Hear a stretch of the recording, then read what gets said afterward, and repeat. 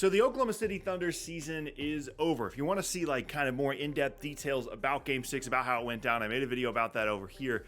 But I want to talk about kind of the future. We're going to talk about the season for OKC, but I want to talk about the future. I want to talk about the offseason. I want to talk about how they're going to be able to continue to improve this roster as clearly a team with arguably the brightest future in the entire league. Now, briefly, let's talk about, kind of a little bit of a season in review for OKC, and then we'll talk about the offseason, right? So I think that the way that the season ended for OKC felt about right. Obviously, exceeded expectations by far by being the 1 seed in the conference, but certainly felt like less of a contender than maybe some of these other teams like Denver, and obviously now at this point Minnesota, whatever the case may be. Felt like maybe a tier below them, but still extremely good. And again, exceeding expectations with the youngest team to ever win a playoff series.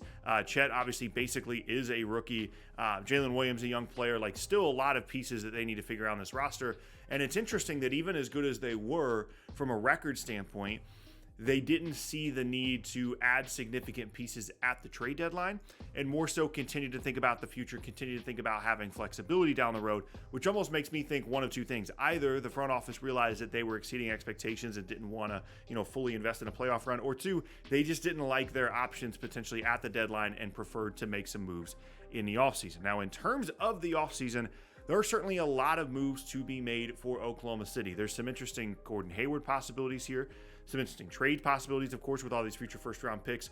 But let's begin by talking about free agency, because as good of a season as OKC had, I'm not sure people realize they have salary cap space this offseason. Now, they would have to release the cap hold on Gordon Hayward. They wouldn't be able to re-sign Gordon Hayward, go over the cap. Obviously, he wasn't really helpful for them at all after they traded for him, so that's not really that relevant, but they would have to release that hold, and then they'd have somewhere in the $30 million range of salary cap space, and this is certainly a good offseason in which to use that space, because some of these guys on the roster are going to need extensions here coming up, and I wouldn't be surprised to see them target some kind of veteran player out there to add to this group, maybe on a shorter deal as well, because you don't want this big long-term contract to be added for a team that's already going to be really expensive, with presumably a max down the road for Jalen Williams and maybe a max down the road for Chet as well, in addition to the SGA max that they already have on the table there. So certainly they could use that $30 million. They could split it up. They could get a couple of different guys. I think they're certainly going to target, potentially maybe another creator alongside SGA. They certainly need,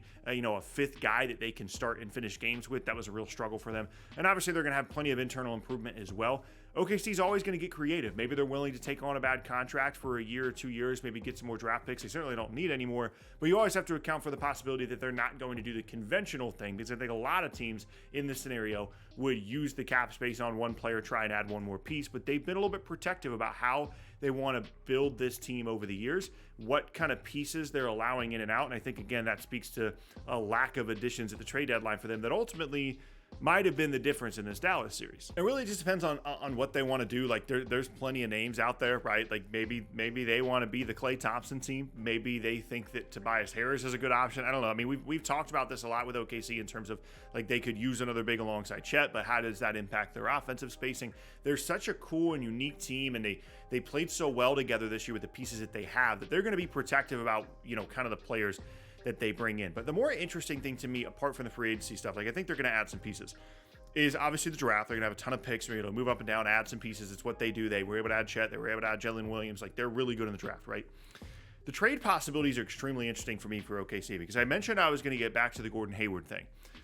When they traded for Hayward, I thought it was strange, because I was like, I don't really know that guy is going to help OKC all that much, but there's some interesting salary structure stuff here with their roster, where when you look at, pieces that they could potentially trade for a star or whatever the case may be, they don't really have a ton of salary matching options. And obviously they can, in this offseason, absorb that guy into their salary cap space, but the more efficient thing to do would be to use the cap space and then send out some of your other contracts, for a star. Obviously Hayward wouldn't necessarily work in that scenario if you want to sign a guy and then let him go, but that would be kind of the efficient thing to do, right?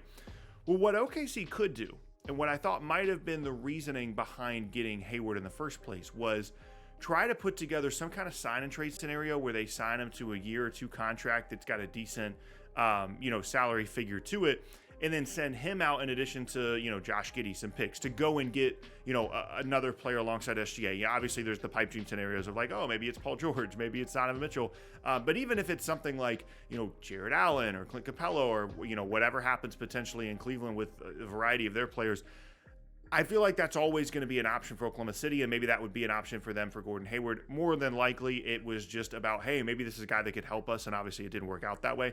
But it is at least interesting to keep an eye on. Obviously, the piece that people are going to talk about all offseason long, and I think is decently likely to be traded, assuming Oklahoma City wants to make a move, would be Josh Giddey. I talked about this during the season.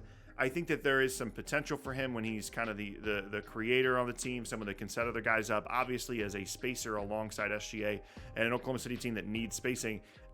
Giddey just isn't a natural fit, right? And it's not like he's a really, really good defender. Provides some, pretty good size and, some okay rebounding and stuff. But as a spacer, just isn't an ideal fit alongside SGA. They tried it didn't work.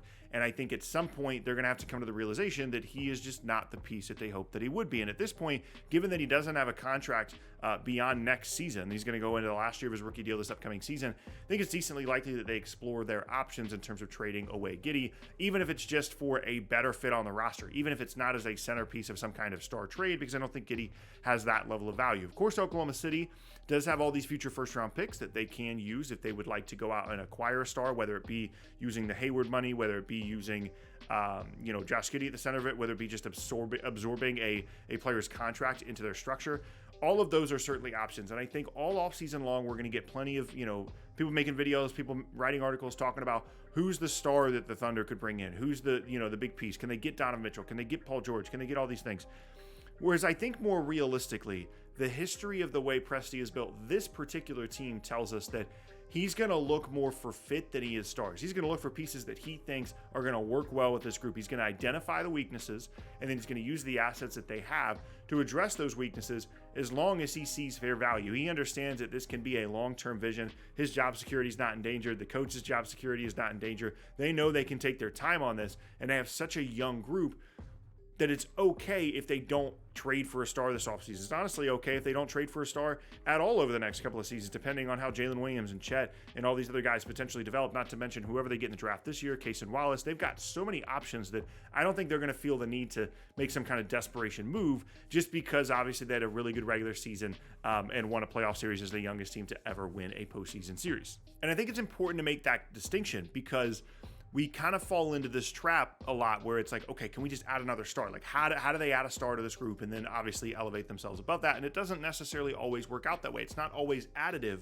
to add a player alongside SGA that's just going to take the ball out of his hands. Now, obviously, specific to this Dallas series, it became abundantly clear that they do need another creator. They need another option, at least some kind, even if it's like Jordan Clarkson. Like they need someone that can create and score for them a little bit. If Jalen Williams is off and SGA's on the bench or something, like they're asking a lot of Jalen Williams as a second-year player to create as much offense as they wanted him to, especially without SGA out there, or just to have another option. That certainly is going to be something they're going to explore. But more realistically, I think the front court is a spot that the Thunder are going to look to add in pretty aggressively here. It's interesting, certainly, that they ended up losing, obviously, to Dallas, who drafted Derek Lively. Oklahoma City certainly had an opportunity to draft Lively, and how that potentially would have fit alongside Chet. We just don't really know kind of what their thought process is in terms of what kind of big they want alongside Chet, or if they want Chet to play the 5 long term. I think it's probably unsustainable to think that Chet is going to be an everyday 5, for years and years and years with his frame, and certainly in certain matchups. We saw that against Dallas, but they're not the only team with a ton of size in the front court. Obviously Denver, obviously Minnesota, a ton of other teams, the Lakers, a ton of other teams as well. Like, you need to at least have the option. And that's where things get a little bit tricky for Oklahoma City, right? Because, you could trade for Clint Capella, you could trade for Jared Allen, both players that I think would really help them.